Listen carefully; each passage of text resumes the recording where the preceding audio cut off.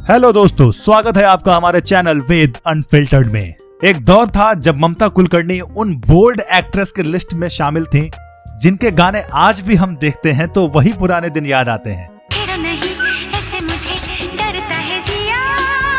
लेकिन उनके साथ ऐसा क्या हुआ कि उन्हें भारत छोड़ना पड़ा?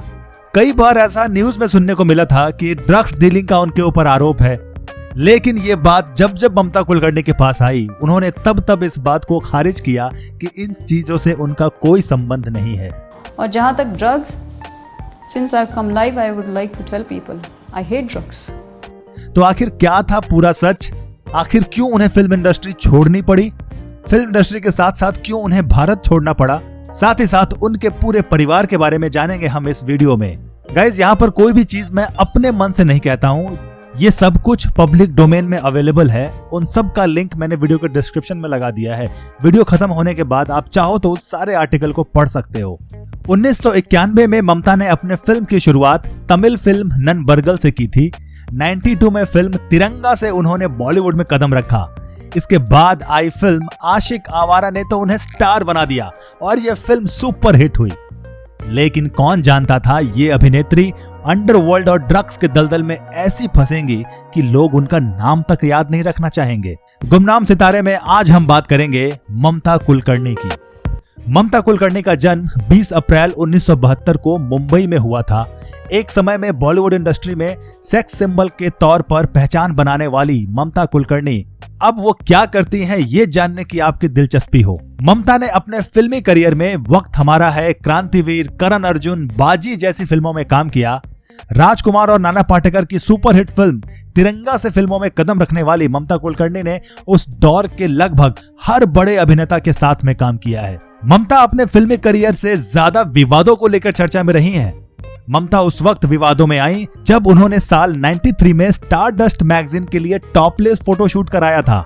इसके बाद उन पर 15,000 रुपए का जुर्माना लगाया गया। हालांकि ये फोटोशूट काफी चर्चा में रहा। इसकी कॉपियां ब्लैक में बिकी थी। सबसे एनिमलिस्टिक डिजायर जो आदमी की, जिससे आदमी सब बुरा काम करता है, वो सेक्स है। उसको नष्ट किया है। ममता हिंदी सिनेमा जगत की वो एक्ट्रेस थी जो अपने बोल्डनेस और अपने बेबाकपन से लोगों के होश उड़ा दिया करती थी। खबरों के मुताबिक ममता कुलकर्णी ने दुबई के रहने वाले underworld drug mafia Vicky Goswami से शादी रचाई। हालांकि ममता ने अपनी शादी की खबरों को हमेशा ही अफवाह बताया। ममता 10 साल तक विकी के साथ दुबई में रही थी। कहा यह भी जाता है कि एक्टर पति विकी के साथ मिलकर कई अवैध कामों का भी हिस्सा बनी है, लेकिन ममता इन सारी बातों को खारिज करती हैं। 2016 में आई एक इंटरव्यू के दौरान उन्होंने कहा था कि विकी न कभी ड्रग डीलिंग में था, न ही कभी उसने ड्रग का कोई काम किया है। साल 2016 में ममता कुलकर्णी और उनके पति विकी गोस्वामी को पुलिस ने केन्या एयरपोर्ट पर ड्रग तस्करी के चलते गिरफ्तार किया था। हालांकि बाद में उन्हें छोड़ दिया गया। कहा तो यह भी जाता है कि ममता कुलकर्णी का नाता अंडरवर्ल्ड डॉन छोटा राजन के साथ भी था। कई रिपोर्ट्स की माने तो ममता को कई सुपरहिट फिल्में अंडरवर्ल्ड की वजह से ही मिली। ममता अंडरवर्ल्ड संग रिश्ते की वजह से ज्यादा चर्चा में रहीं। कभी अपने ग्लैमरस और बोल्ड अंदाज से सुर्खियां बटोरने वाली ममता कुलकर्णी अब साध्वी बन चुकी हैं।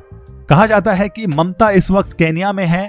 ममता ने वहां भारतीय मूल के बिजनेस उरू पटेल के साथ अपनी खुद की प्रोडक्शन हाउस भी शुरू की है।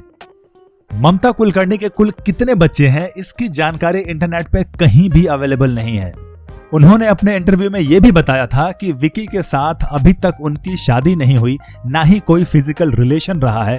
ममता कुलकर्णी के गाने जो आज भी सुपरहिट हैं, जिनमें से कोई जाए तो ले आए, मेरी लाख दुआएं पाए, मुझको राणा जी माफ करना, आज भी जब भी ये गाने बजाए जाते हैं तो लोगों के कदम अपने आप थिरकने लगते हैं। कई अफवाह तो ये भी है कि ममता कुलकर्णी ने हिंदू धर्म छोड़कर इस्लाम अपना लिया था, लेकिन उन्होंने इस बात को भी खारिज किया। नहीं, ये भी गलत है। जिस तरीके से वो आत्म साक्षात्कार को प्राप्त की, उनके लिए सारे धर्म एक बराबर हैं, लेकिन कभी भी उन्होंने हिंदू धर्म को छोड़कर कोई भी धर्म अपनाया नहीं।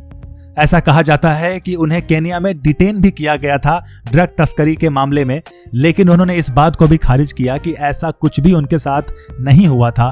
पूछताछ जरूर हुई थी, लेकिन वो भी सही ढंग से। आज ममता कुलकर्णी को फिल्म इंडस्ट्री छोड़े हुए 16 से 17 साल हो गए, लेकिन आज भी अगर वो फिल्मों में कम बैक करना चाहें तो पूरी जनता उनका खुले दिल से स्वागत करेगी। लेकिन ममता ने अपने इंटरव्यू में बताया कि उनकी अब ऐसी कोई इच्छा नहीं है फिल्मों में काम करने की। जिस तरीके से वो अब अपना सारा जीवन आध्यात्मिकता में बिताना चाहती हैं, उसे देखकर नहीं लगता कि वो कभी भी फिल्मों में कमबैक करेंगी। ममता महाराष्ट्र के एक ब्राह्मण परिवार में जन्मी थी, जिनके पिता का नाम था मुकुंद कुलकर्णी, जो कि पुलिस में थे, और उनकी माता का नाम था मीरा, जो कि एक हाउसवाइफ थी, और इसी के साथ उनकी 2 बहनें और भी थीं।